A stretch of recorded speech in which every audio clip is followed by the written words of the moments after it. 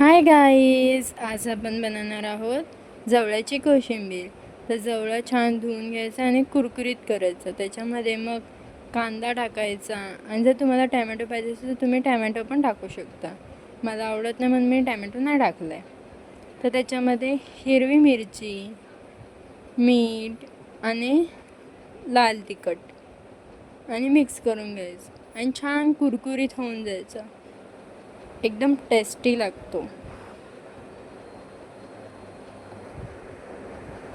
आता आपण त्याच्यामध्ये लिंबूचा रस टाकायचा. बघा किती छान दिसतोय, खायला तर भन्नाट लागणार आहे.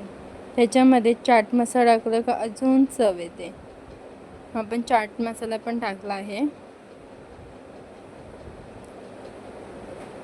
तर अशा प्रकारे आपला जवळा कोशिंबीर झाली आहे. तुम्हाला आवडला असेल तर लाईक करा, शेअर करा, सबस्क्राईब करा.